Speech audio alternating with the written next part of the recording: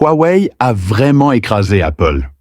Au deuxième trimestre de cette année, les ventes de montres connectées de Huawei ont dépassé celles d'Apple pour la première fois, s'assurant ainsi la première place du marché.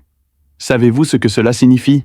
Cela signifie que la domination apparemment inébranlable d'Apple sur ce marché, qui durait depuis 7 ans, a pris fin aujourd'hui aux mains du chinois Huawei.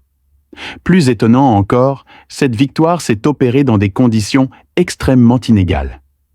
Si l'Apple Watch peut être vendu sans entrave dans le monde entier, la grande majorité des ventes de montres connectées de Huawei proviennent du marché chinois. C'est comme danser en couche. Mais Huawei a réussi des pas de danse incroyables. Alors, qu'a bien fait Huawei et qu'a mal fait Apple? Regardez cette vidéo jusqu'au bout. Huawei a déployé une stratégie étonnante en 3 volets, surpassant Apple dans une concurrence déloyale et réalisant un retour en force.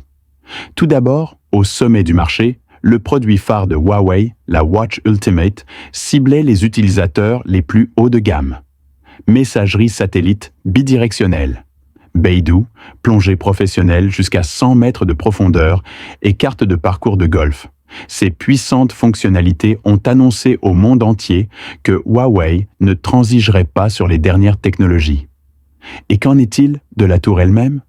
Les séries Huawei Watch GT et Watch Fit saturent le marché des smartphones milieu de gamme. Leurs designs élégants, leurs fonctionnalités pratiques de suivi de la santé et leur prix compétitif ont conquis plus de 60% de la clientèle jeune. Enfin, sur son marché principal, Huawei cible agressivement les segments d'entrée de gamme avec ses bracelets et ses montres pour enfants.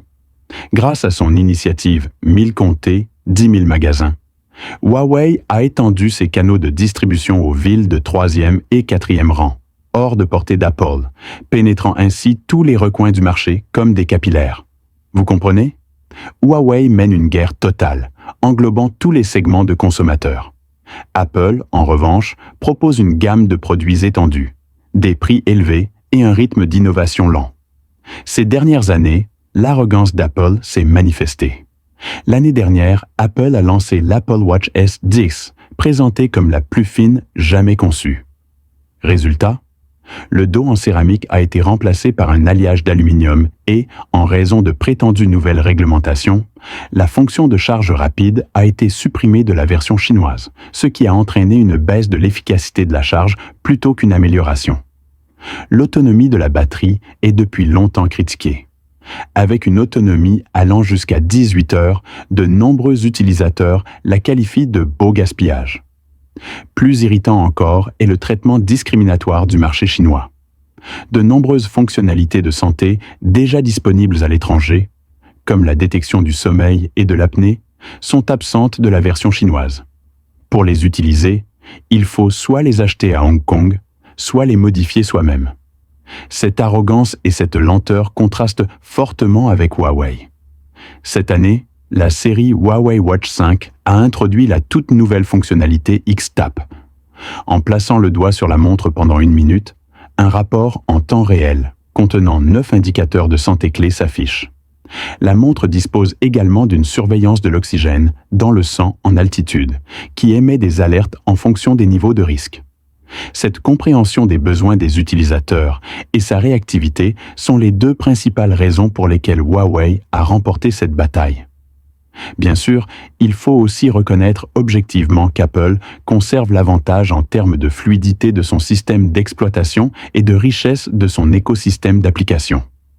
WatchOS, avec ses plus de 50 000 applications, est inégalé par Huawei et Hongmeng. Mais la bataille est loin d'être terminée. Ce mois-ci, les 2 parties lanceront leurs produits phares de nouvelle génération. L'Apple Watch fête son 10e anniversaire et Huawei prépare la toute nouvelle série GT6. Cet écart de 4% de part de marché pourrait changer à tout moment. Mais cela n'a plus d'importance. Ce qui compte, c'est que Huawei, avec sa victoire éclatante, a complètement brisé le mythe d'invincibilité d'Apple. La société a prouvé au monde qu'en poursuivant l'innovation indépendante et en conservant une approche centrée sur l'utilisateur, il n'existe aucune montagne insurmontable, aucun trône insurmontable. C'est tout.